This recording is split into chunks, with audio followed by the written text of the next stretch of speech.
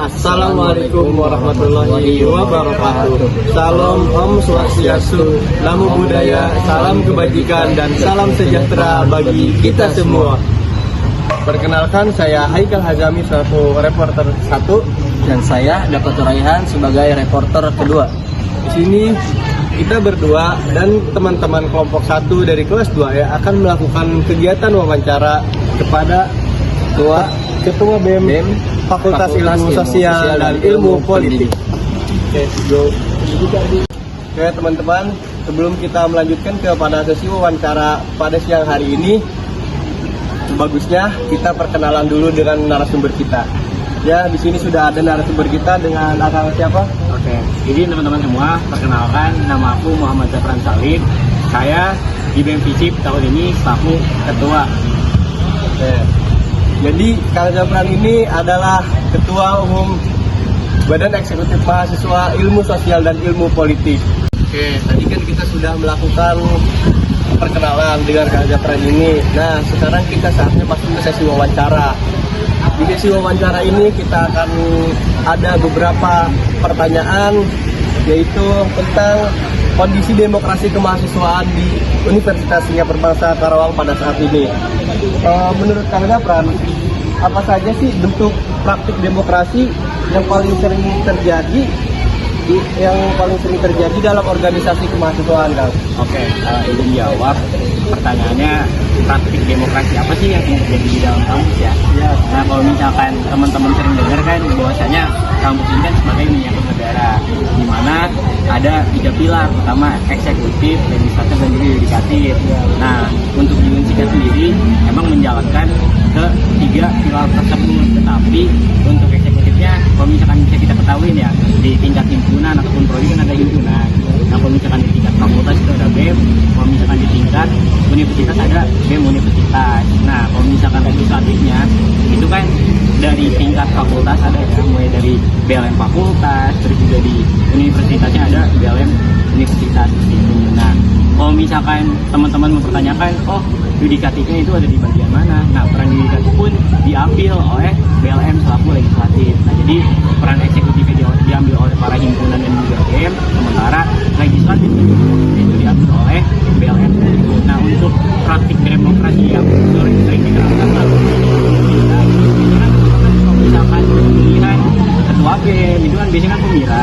Nah, itu kan kalau misalkan di lingkup negara biasanya ada pemilu ataupun pilpres. Nah, itu salah satu contoh praktik demokrasi yang sering diterapkan di dalam kampus. Menurut Kang Zafran sendiri, untuk kondisi demokrasi mahasiswa di Unsika saat ini itu gimana, Kang? Untuk saat ini aku rasa berjalan sih alhamdulillah dengan lancar.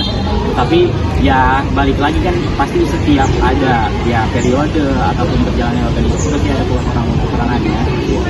Nah, makanya pentingnya ya kita untuk evaluasi atas kita sendiri ya itu untuk memperbaiki ke depannya. Apalagi kan ya setiap fakultas ataupun setiap di tingkat universitas itu kan punya aturannya tersendiri, kayak mulai dari fakultas itu ada anggaran dasar, di mana anggaran dasar ini menjadi suatu hukum tertinggi di fakultas lah, di mana ormawa-ormawa yang ada di fakultas itu harus menaati peraturan yang ada di AD ormawa fakultas.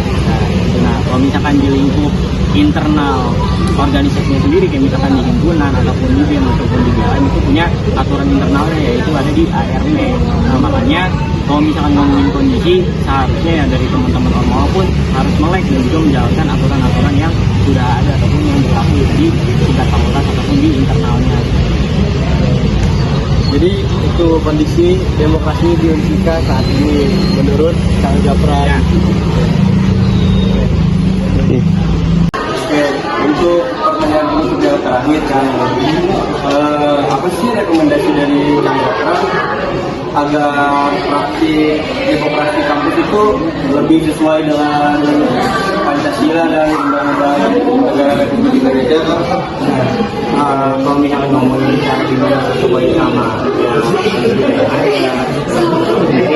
ya balik lagi karena emang kelompok yang terdekat sama mahasiswa itu di organisasinya, ormawanya, himpunan BEM ataupun BLM-nya.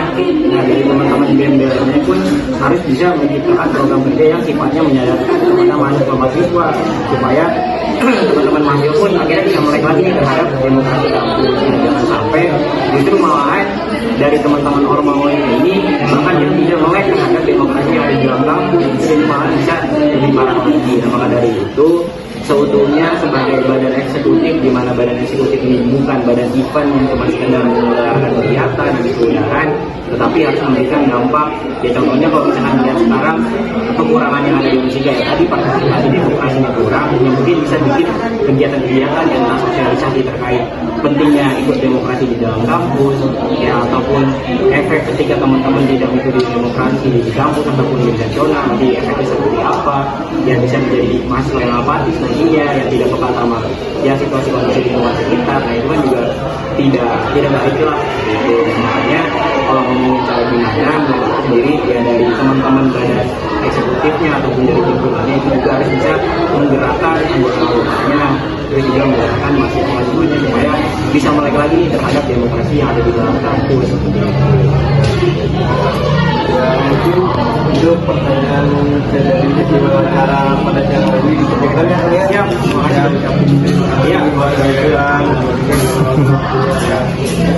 Ya, sekian dari kelompok 1 kelas 2E. Semoga dengan wawancara tadi bisa bermanfaat bagi kita semua. Kita ucapkan terima kasih. Kami pamit undur diri. Wassalamualaikum warahmatullahi wabarakatuh.